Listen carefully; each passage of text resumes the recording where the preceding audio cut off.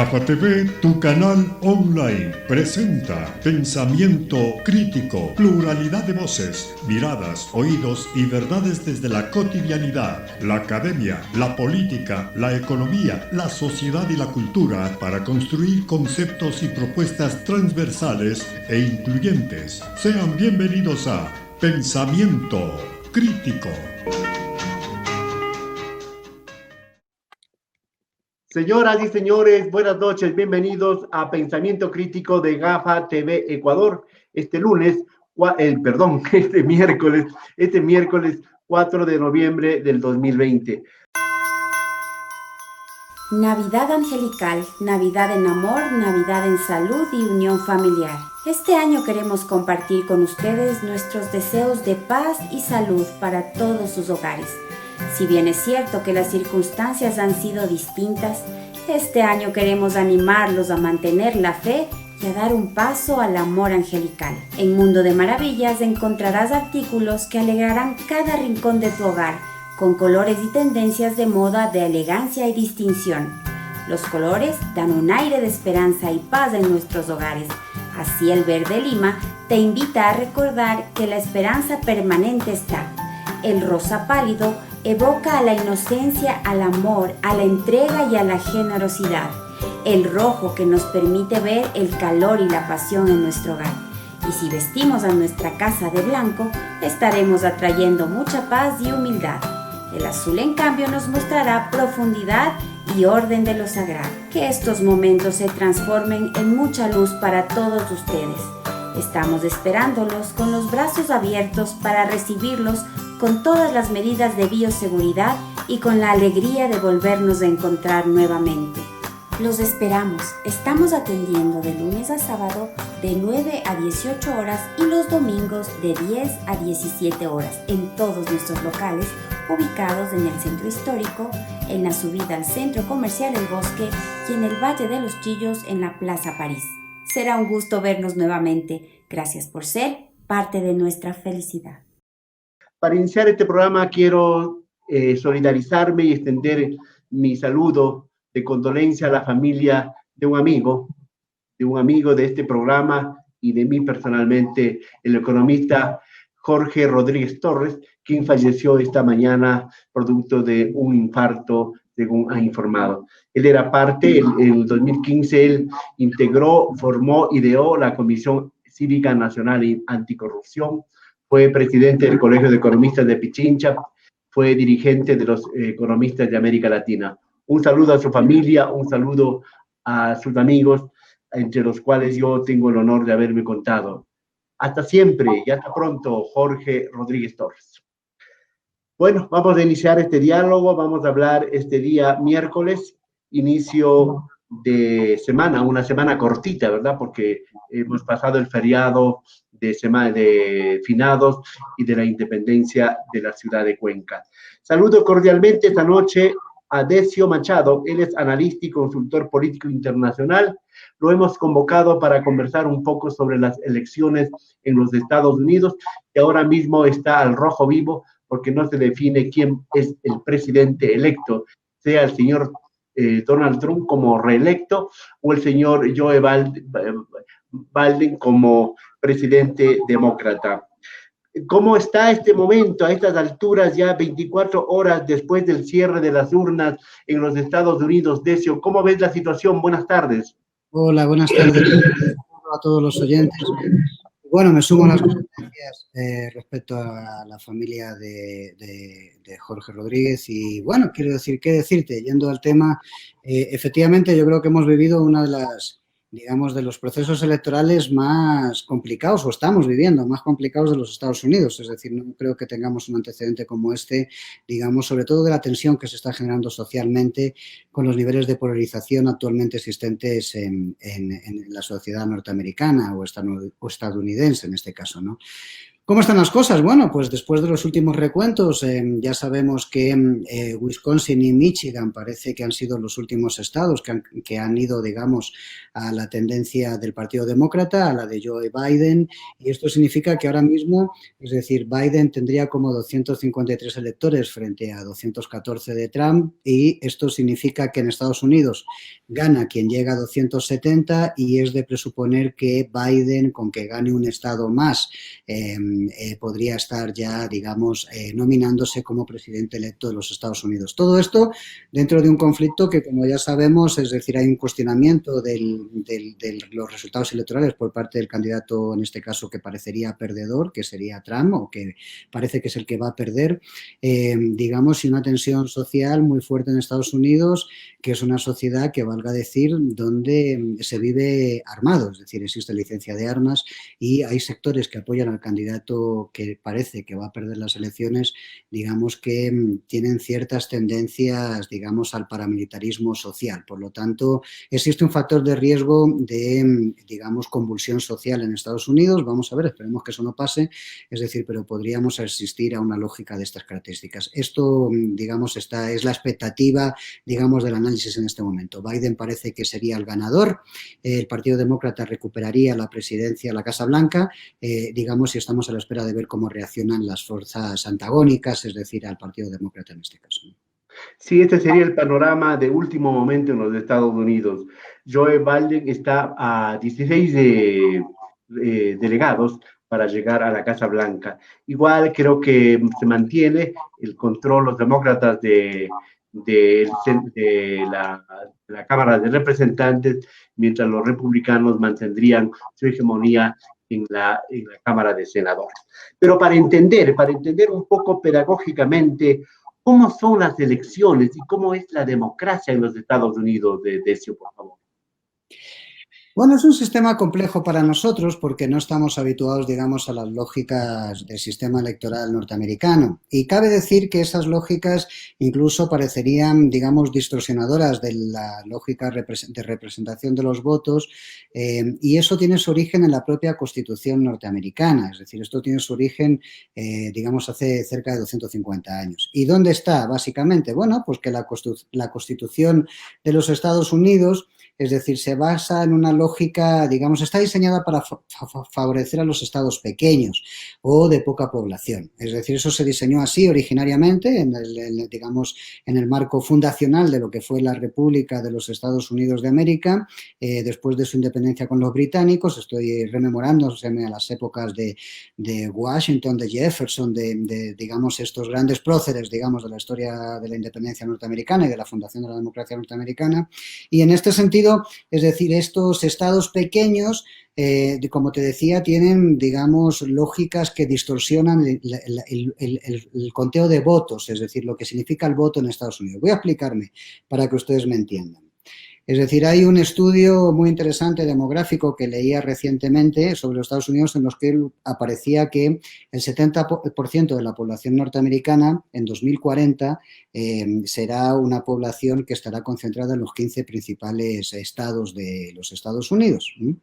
Esto significa que si uno analiza qué estados son, es decir, el 70% de la población de los Estados Unidos en 2040, digamos, tendrá como representación 30 senadores, es decir, que son los que salen de estos 15 estados, ¿no?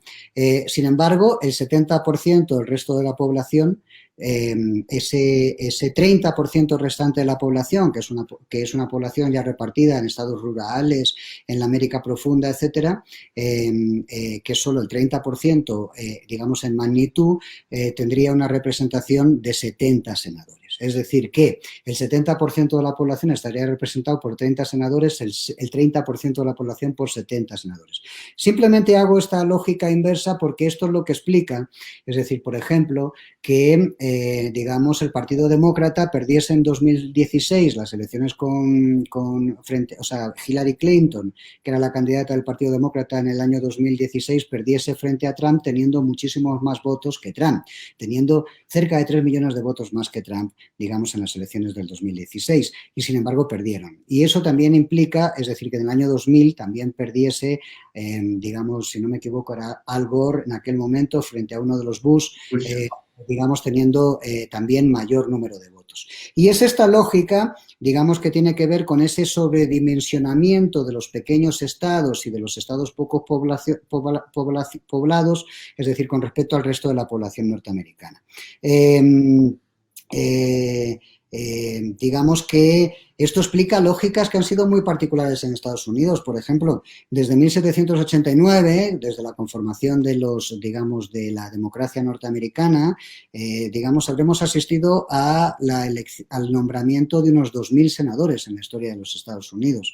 De esos 2.000 senadores, solamente 10 de ellos son de origen afrodescendiente. Es decir, hasta la fecha de hoy, fíjate lo que te estoy diciendo, de 2.000, solo 10 han sido elegidos, digamos, en el mundo de los afrodescendientes, cuando digamos, el porcentaje de afrodescendientes en la sociedad norteamericana evidentemente es muchísimo mayor. Esto porcentualmente. ¿Esto por qué es? Precisamente porque los estados del interior, que son los estados más conservadores, la América rural y profunda, que es esta América que más apoya al Partido Republicano históricamente, y en este caso en concreto es la América que apoya a Trump, digamos, es una América que no vota, digamos, por los afrodescendientes.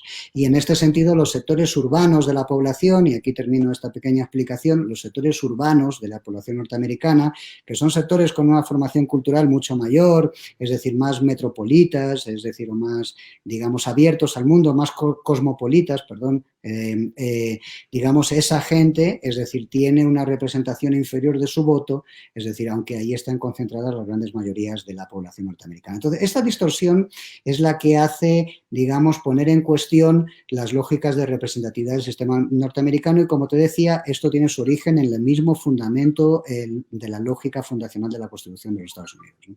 Sí, es un tema bastante, un poco engorroso para comprenderle de una, ¿verdad? Y eso da lugar que es una elección indirecta, es una elección indirecta porque la gente que va a votar, ya sea en las urnas o hace a través de correo el voto anticipado, lo que elige son delegados para que a su vez elijan al presidente y al vicepresidente de la República. Hay otro tema que la gente también le interesa saber, esto del bipartidismo. No es cierto que hayan solamente dos partidos o solamente dos candidatos en las elecciones, ¿verdad?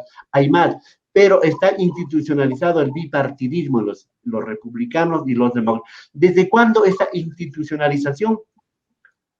Bueno, efectivamente, los partidos demócrata y republicano han sido los dos grandes partidos, digamos, que han marcado la historia de los Estados Unidos. Es decir, el Partido Demócrata es un partido fundado en 1828, si no me falla la memoria, es decir, por Jefferson y por James Madison, por Thomas Jefferson y por James Madison, que son dos ilustres próceres de la historia, digamos, de la democracia norteamericana.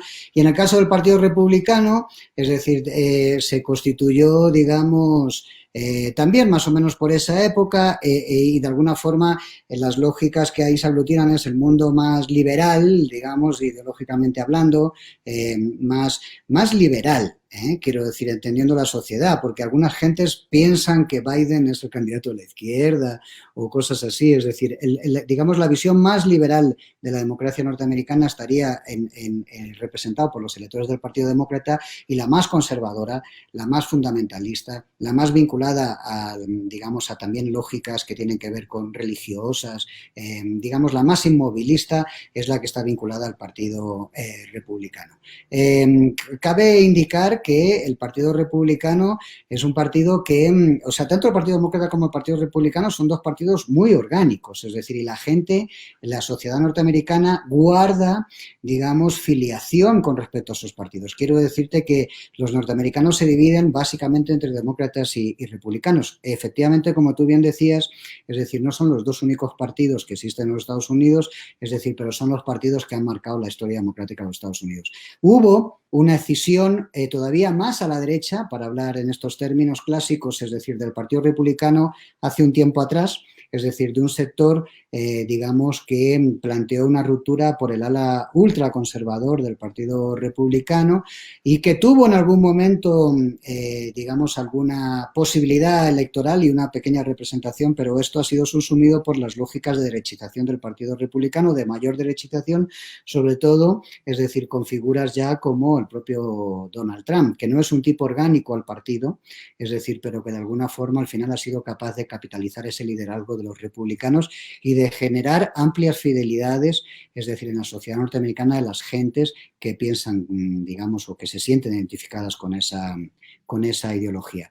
Por último, es decir, hay una situación que sí que me parece importante referenciar aquí, y es que el poder mediático, los grandes medios de comunicación, es decir, los grandes grupos corporativos de la comunicación también están divididos entre esos dos partidos. Y entonces uno puede, digamos, visualizar cómo en el Partido Republicano, es decir, el gran grupo de Murdoch, que es el Fox News, es decir, digamos, tiene una directa conexión y hace campaña a favor del Partido Republicano, y otros grupos como CNN, etcétera, podrían estar más vinculados al ala liberal, es decir, o al Partido Demócrata. Y esto lo puedes ver igual en la prensa, entre el New York Times y el Washington Post, y lo puedes ver, digamos, en diferentes espacios, digamos, del poder mediático norteamericano, que, como sabes, es inmenso. Está claro, o sea, no confirmo respecto que el Partido Demócrata es de izquierda, es socialismo, peor comunismo, ¿verdad? El señor Biden para nada, para nada. Igual el señor Trump es un conservador, incluso más radical, ¿no es cierto?, dentro del Partido Demócrata. Pero si podemos un poco configurar quiénes son políticamente hablando Trump y Biden, ¿quiénes son? Bien, aquí hay un fenómeno que a mí me parece como interesante interpretar, ¿no? Es decir, y creo que Trump es, digamos, de alguna forma, Donald Trump es, digamos, una lógica, digamos, distorsionadora de la última época, digamos, del Partido Republicano. Quiero decir con eso de que los republicanos no han tenido candidatos como Trump, han tenido otro tipo de candidatos conservadores ideológicamente. Evidentemente, tanto los candidatos del Partido Demócrata como los del Partido Republicano son candidatos que provienen de grandes familias muy adineradas en Estados Unidos, de las élites sociales de Estados Unidos, ¿eh? Es decir, es una democracia, digamos, de familias, o sea, los líderes de esa democracia son familias vinculadas a grandes corporaciones, y los financistas de las campañas son grandes corporaciones. Y las corporaciones norteamericanas, evidentemente, son corporaciones muy grandes, ¿no? Son multinacionales, no globales, ¿no? En ese sentido, quiero decir que es una democracia concebida de esta forma, es decir, se ha ido dando de esta forma. En el caso de Trump, digamos, Trump parece de alguna forma un accidente histórico. Voy a utilizar esta hipótesis, voy a hablar así, quiero decir, te parece un accidente histórico de un imperio ya en decadencia. Yo creo que, es decir, lo que ha pasado en el mundo, digamos, sobre todo desde finales del siglo pasado y lo que llevamos de este siglo XXI, es que, digamos, la mitad de la población está concentrada en los corredores asiáticos, en China y en la periferia de China, es decir, ahí se ha movido el poder del capital financiero, es decir, que los capitales están en Asia en este momento y en la Asia-Pacífico, es decir, y digamos ha cambiado la hegemonía política, es decir, vivíamos en un mundo después de la Segunda Guerra Mundial donde el eje fundamental eran los Estados Unidos y el Atlántico Norte con Europa, etcétera, y ese era el mundo desarrollado, y hoy nos estamos encontrando con que eso se pasó a China. Estos son ciclos históricos, a China y a Asia en concreto. Las grandes potencias emergentes están en Asia, estoy hablando de Corea del Sur, estoy hablando ahora de países que están creciendo sus economías, Birmania, Tailandia, Malasia, etcétera, más allá de Japón, que es la primera economía que se desarrolla en esa región. Entonces, quiero decir, está cambiando el mundo y, digamos, los imperios históricamente tienen decadencias. El Imperio Romano tuvo una decadencia, digamos, de 500 años, y el último César, digamos, quedó en la historia como un pelele, ¿no? Es decir, un poco me parece que estamos asistiendo a eso en Estados Unidos, es decir, a que aparecen liderazgos como el de Trump, que ya no son liderazgos, digamos, que son los que han caracterizado al Partido Demócrata, sino que Trump es un millonario que no atiende a lógicas disciplinarias del Partido Demócrata. ¿Y Biden? ¿Quién es Biden?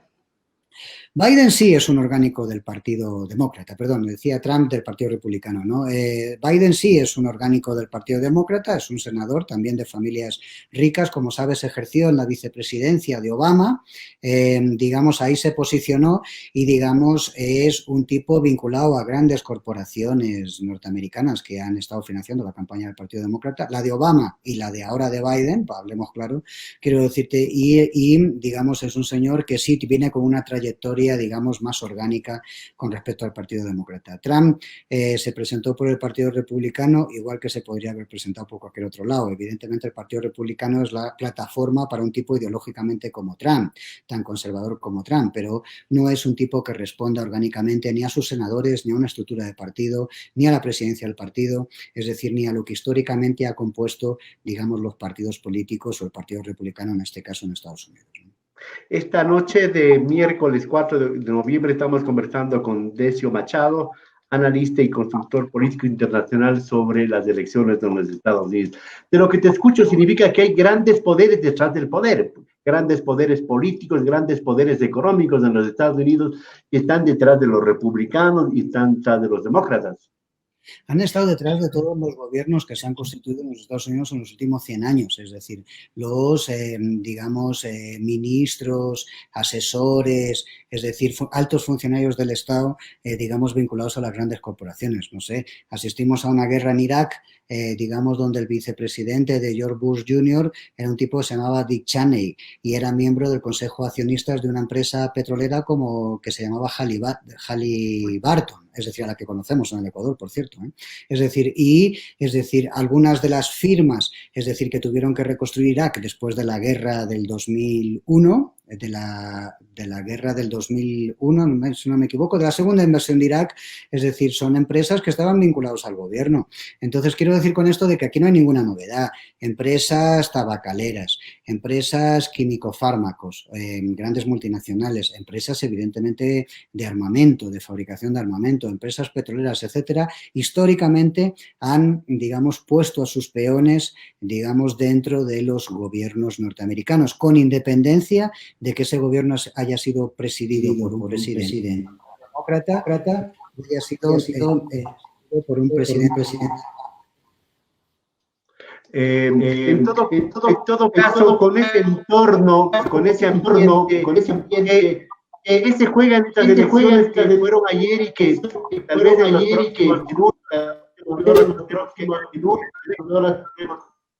¿Me puedes repetir la pregunta? Porque hay un retorno que no me puedo escucharte bien. Te decía, que tú lo estás describiendo, ¿qué se está jugando en las elecciones entre el señor Trump y el señor Joe Biden? Bueno, yo creo que se están jugando cosas, es decir, importantes, ¿no? Primero, digamos, hay lógicas que tienen que ver a la afectación de la ley de inmigración norteamericana. Quiero decir, este Estados Unidos fortaleza, este discurso del muro, es decir, estas lógicas anti-inmigrantes, ¿no? Xenófobas, ¿no? Es decir, con respecto al mundo latino, digamos, a la inmigración en general, ¿no? No solamente latina, asiática, en fin, de todos los países. En Estados Unidos, digamos, hay migraciones de todos los lados del planeta. Digamos, eso evidentemente no será la misma con el Partido Demócrata en el gobierno que con el gobierno de Donald Trump. Es decir, en segundo, cuando digo esto no significa que la del Partido Demócrata vaya a ser maravillosa, pero por lo menos será menos agresiva y tendrá un perfil algo más democrático. En segundo lugar, me parece que hay algunos elementos que tienen que ver con el último periodo de gestión, es decir, con este gobierno de Trump, y es que, a ver, hay un problema estructural en Estados Unidos que es de carácter racial y que esto lleva viviéndose durante gran parte del siglo XX o de todo el siglo XX y, digamos, ha estado de alguna forma en el siglo XXI. Quiero hacer una referencia a esto. El gobierno de Obama, que era el gobierno encabezado por un afrodescendiente, cuando fue elegido en el 2008, Obama llegó a decir algo así como que si Estados Unidos ha elegido a un presidente negro o afrodescendiente o afroamericano, es decir, estamos, digamos, en un momento, digamos, posracial en Estados Unidos. Estamos inaugurando un momento posracial. Después de 8 años de gobierno de Obama, es decir, la diferencia económica de las familias blancas con respecto al promedio de ingresos de las familias negras creció, es decir, todavía más de lo que había, de las diferencias que existían antes del gobierno de Obama. Quiero decir con eso de que el problema racial, es decir, se mantiene estructuralmente, digamos, en los Estados Unidos. No es Trump quien lo ha provocado, a pesar de que hemos visto estas grandes movilizaciones, digamos, de las minorías étnicas norteamericanas a raíz de las muertes, digamos, de algunos asesinatos cometidos por la policía sobre ciudadanos afroamericanos. Es decir, pero, digamos, lo que sí es cierto es que Trump ha alentado las tensiones raciales, y eso es una realidad, es decir, y ha ayudado fundamentalmente o ha apoyado políticamente a los grupos, digamos, nacionalistas blancos. Y esto es un problema, es decir, porque, digamos, en una democracia que cada vez tiene más cuestionamientos como la norteamericana, lo que estarían surgiendo serían lógicas extremistas, xenófogas y de perfil muy filofascistas, es decir, en los Estados Unidos, lo cual es muy preocupante porque a pesar de que sea un imperio en decadencia, todavía es un imperio y todavía tienen esos botoncitos rojos, es decir, que les permiten destruir el mundo, ¿no? Y por lo tanto, hombre, uno procura que quien esté en la Casa Blanca, es decir, tenga, digamos, un nivel de conciencia, es decir, en su cabeza un poquito mayor que el que tiene Donald Trump. En este sentido, creo que hay que celebrar la victoria de Biden, si esto al final se concreta, que parece que la cosa va por ahí, y en todo caso, digamos, es mejor para el mundo. Esto va a cambiar la política exterior norteamericana, va a haber menos guerras con intervención norteamericana en Oriente Medio, va a haber menos injerencia de la política exterior norteamericana en el hemisferio sur, o sea, aquí en los países, digamos, del subcontinente latinoamericano. Va a pasar cosas diferentes. Yo creo que no. Es decir, pero al menos, digamos, podríamos hablar en términos como derechos humanos, cambio climático, COVID-19, etcétera, sin la lógica negacionista que encabeza el discurso de Donald Trump. Es decir, que es una lógica sin sentido y culturalmente muy atrofiada, ¿no? Decio, ¿cómo analizas tú, cómo lees el comportamiento del voto latino? Complejo, ¿no? Es decir, muy complejo, ¿no? Porque, bueno, los latinos están divididos en muchos estados norteamericanos, digo, con fuerza, ¿no? Están divididos en muchos estados norteamericanos, no solamente en Florida, y por lo tanto, es decir, el voto latino hay que estudiarlo con tranquilidad y eso hay que ver bien estadísticamente, ciudad por ciudad, donde los porcentajes, cómo han sido los porcentajes, es decir, y cuál es el peso de la comunidad latina ahí. Lo que sí es cierto es de que aparece un elemento que es referencial, que es la victoria de Trump en Florida, donde pretendía ganar el Partido Demócrata. Ahí habían hecho una campaña muy fuerte Biden, es decir, y sin embargo perdió. Y esa comunidad latina, que es muy importante en el estado de Florida, es decir, y que está compuesta, digamos, por cubanos y por venezolanos, gran parte de ella, es decir, pero que hay más gente, ¿no? Chicanos, mexicanos, puertorriqueños, o sea, hay mucha gente ahí de diferentes países, centroamericanos, del sur, o sea, ecuatorianos también, hay mucha gente, digamos, es una... digamos, esa referencia de Florida ha sido un voto tremendamente conservador. Debo decir que cuando uno estudia sociológicamente los procesos electorales en diferentes partes del mundo, esto no le sorprende tanto a uno, ¿no? Y voy a poner un caso, ¿no? En Francia, por ejemplo, en las últimas elecciones presidenciales francesas, donde se presentó el Frente Nacional, que es el partido xenófobo y de extrema derecha francés, ¿no?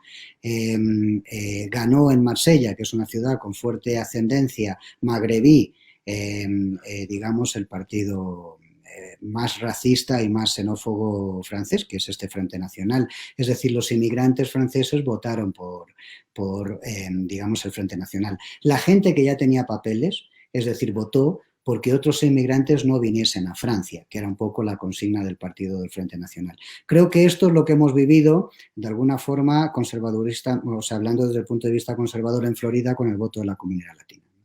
Decio, ¿cuál va a ser, si damos por hecho, porque así parece, que gane el demócrata la presidencia de los Estados Unidos y a partir del 20 de enero sea el nuevo gobernante, ¿cuál va a ser el comportamiento, cuál va a ser la visión de América Latina del nuevo gobernante? ¿Cuál va a ser respecto a Cuba? Tú hablabas de Cuba. ¿Qué va a ser respecto a Venezuela? ¿Cuál va a ser la actitud?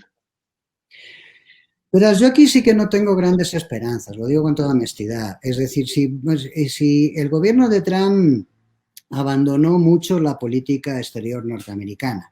Digamos, se concentró en esta lógica, en este gran discurso de Trump de la campaña del 2016 de América lo primero, ¿no? Entonces, en este sentido, quiero decir que ha habido como esta, digamos, atrofia o digamos, esos Estados Unidos viéndose a sí mismos, ¿no? Es decir, ese Estados Unidos que abandona las lógicas de globalización. Hoy el gran defensor de la globalización en los foros internacionales de China ya no son los Estados Unidos, ¿no?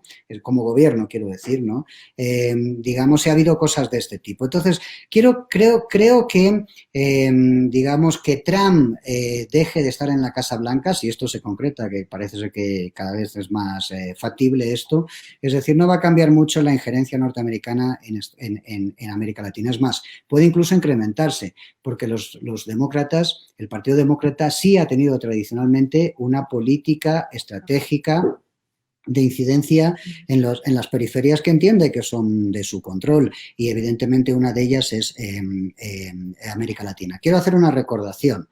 Fue en la época del Partido Demócrata gobernado por George Bush, es decir, en la que asistimos a los procesos, a lo que se llamó ciclo progresista en América Latina, ¿no? Fue Bush el que, preocupado de Oriente Medio, de la guerra en Irak, es decir, de la guerra antiterrorista, esta que llamó la guerra antiterrorista, que le permitió invadir Afganistán, Irak después, es decir, tener conflictos en el Golfo Pérsico, etcétera, tal, quien se olvidó de América Latina, y ahí surgieron los inicios de los procesos progresistas en América Latina. Ahí ganó el PT con Lula en Brasil, ahí ganó Evo Morales con Bolivia, ahí ganó el presidente Rafael Correa o el expresidente Rafael Correa en el Ecuador, etcétera, ¿no?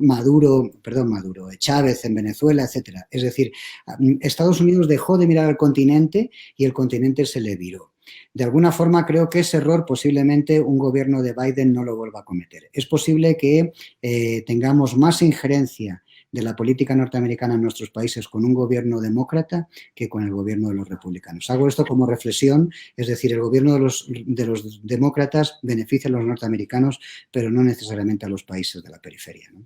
En el caso de Ecuador, ¿a qué le apuesta? Ecuador está desde el gobierno del presidente Moreno buscando un acuerdo con los Estados Unidos y ha sido buen amigo del señor Trump. El hecho de cambio de gobierno, ¿este acuerdo proseguirá, se detendrá o qué perspectiva le ves tú? No, yo creo que los acuerdos o sea, ese cambio, digamos, de clivaje en América Latina, veníamos de un proceso donde se había apostado por el UNASUR, por el ALBA, por la integración latinoamericana, por el bloque regional, es decir, por construir esto que, digamos, discursivamente se llamó la patria grande, etcétera, la segunda independencia, todo esto que se habló en el correísmo como discurso, ¿no? Como narrativa, esto se abandonó en el gobierno de Lenín Moreno. Lo que hemos visto, evidentemente, ha sido un cambio radical en esa lógica, o sea, nos hemos alineado con el otro sector, digamos, que tiene que ver con volver a la hegemonía de los Estados Unidos, reconocer a Estados Unidos como nuestro principal tal, y salirnos de todos los procesos de integración regional en los que estábamos anteriormente, con cierto peso, a pesar de ser un país pequeño. Esto ha sido la política exterior, digamos, del gobierno del licenciado Lenín Moreno, y eso no va a cambiar porque esté Biden en la Casa Blanca. Vamos a seguir mirando a Estados Unidos como el referente, que fue lo que pasaba antes de la época. Depende de quién gane las elecciones. En Ecuador. Yo creo que no. Depende, claro, en Ecuador depende de quién gana las elecciones, evidentemente. No, pensé que me decías quién ganase las elecciones en Estados Unidos. En el Ecuador, evidentemente. Yo creo que hay dos posibilidades.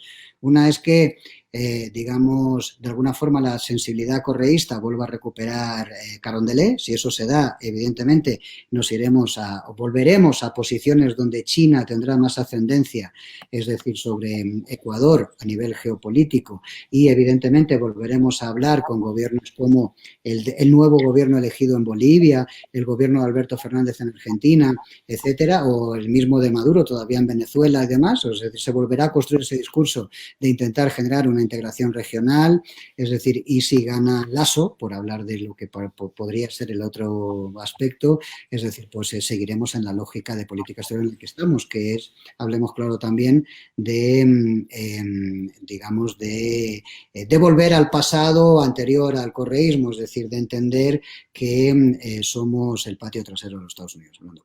Lamentablemente se nos va terminando el tiempo. En todo caso, ¿tú cómo lo ves el futuro económico, el futuro político post-pandemia en los Estados Unidos? Bueno, Estados Unidos atraviesa una crisis brutal, es decir, la deuda externa que tiene los Estados Unidos es enorme, es decir, las reservas norteamericanas están en poder básicamente de los chinos son los dueños de la moneda dólar, para hablar claro, digamos, y esta guerra digamos, comercial que hemos estado asistiendo durante el gobierno de Donald Trump, es decir, con Xi Jinping, Xi Jinping, perdón, es decir, el presidente de la República Popular China, es una cosa que no le beneficia a los Estados Unidos. Es decir, si se cayó el muro de Berlín en el año 1989 y esto significó, es decir, que el viejo telón de acero, digamos como simbolismo, desapareció, aquel mundo de la Guerra Fría donde había el mundo soviético y el mundo norteamericano, eso que llamaban la dictadura comunista y el mundo libre, eufemísticamente, ¿no? Estas cosas habría que discutirlas en profundidad. Digamos, hoy estamos a punto de que se construya un muro tecnológico, es decir, donde existan dos modelos de Internet diferentes, donde existan dos lógicas o dos matrices tecnológicas diferentes, donde exista un 5G chino y un 5G norteamericano, es decir, haya países asociados, los países asiáticos, los países emergentes, básicamente, es decir, donde está el nuevo poder del capital asociados al 5G chino y los países más en decadencia, es decir, que fueron potencias y que hoy son menos potencias, estoy pensando en Europa, en los propios Estados Unidos, en el 5G norteamericano. Quiero decir que si uno lo analiza de esa perspectiva, quien pierde esa guerra comercial son los Estados Unidos, a pesar de que sean los grandes alentadores de ese conflicto comercial, no lo son los chinos. Decio, para terminar en unos segundos, ¿crees que Trump va a aceptar la derrota? ¿Crees que no puede haber algún acto de violencia en los Estados Unidos? Ese es el gran riesgo que existe en este momento, digamos, en la coyuntura política actual norteamericana. Quiero decir, Trump ya de hecho ha dicho que no acepta la derrota, es decir, ya ha planteado, claro, es una derrota muy complicada, es decir, porque, por ejemplo, para que hablemos claros, los dos últimos estados que han determinado su voto a favor de Biden, que han sido Michigan y Wisconsin, la diferencia de votos es mínima. Fíjate que en Wisconsin ha ganado Biden por 20.000 votos de diferencia y en Michigan ha ganado Biden por 60.000 votos de diferencia. Esto porcentualmente en el padrón electoral de estos dos estados es nada, es decir, está por debajo del 1%. Entonces, de diferencia. Entonces, Trump está llamando a que la Corte, etcétera, quiero decir, los mecanismos de control de la democracia en Estados Unidos, es decir, revisen esos recuentos, vuelvan a contar esos votos. Es decir, a pesar de eso es evidente que yo creo que políticamente Trump nunca va a aceptar la derrota. De hecho, ya anunció que había fraude electoral, ya anunció incluso que había ganado las elecciones sin que se hubiesen terminado los recuentos, lo cual es una barbaridad, hablando desde el punto de vista democrático. Es decir, y en este sentido es evidente que no lo va a aceptar.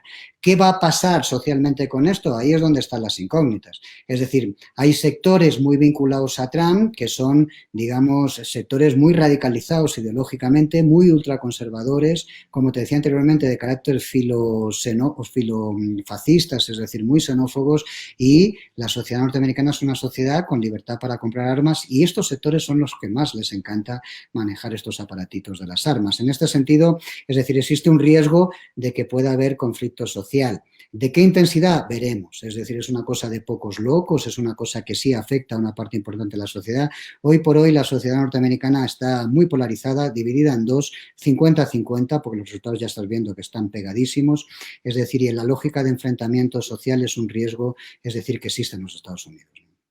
Hay incertidumbre, en todo caso, habrá que ver en los próximos días qué ocurre en los Estados Unidos y cuál es el veredicto en última instancia de la justicia en caso de llegar, como ocurrió en las elecciones del 2000, donde ganó Bush, le ganó a Al Gore. Bueno, muy amable, Decio, muy amable por tus reflexiones, por tus comentarios, por tu pedagogía, para explicar un poco este entramado que es la política, que son las elecciones, es la democracia en los Estados Unidos.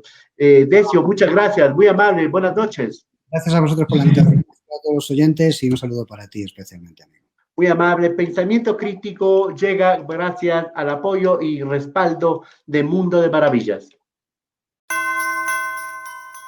Navidad angelical, Navidad en amor, Navidad en salud y unión familiar. Este año queremos compartir con ustedes nuestros deseos de paz y salud para todos sus hogares.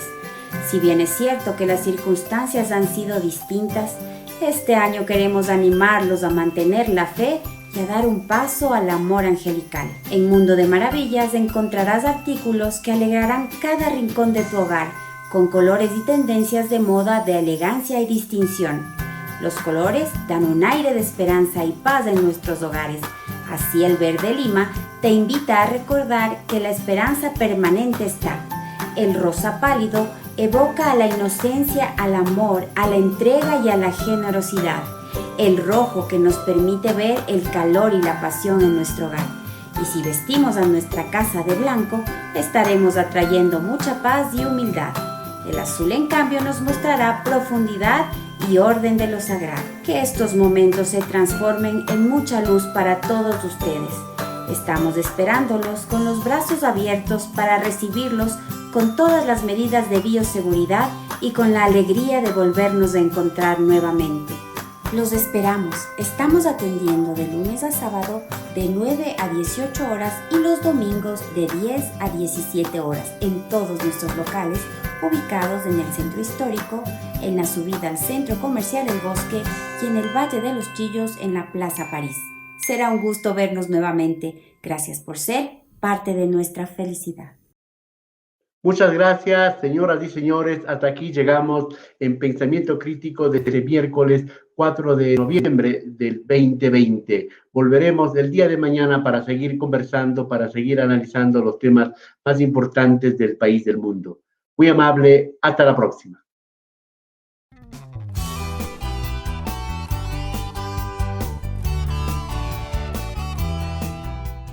Somos Gafa TV Online, desde Quito, Ecuador, para todo el mundo.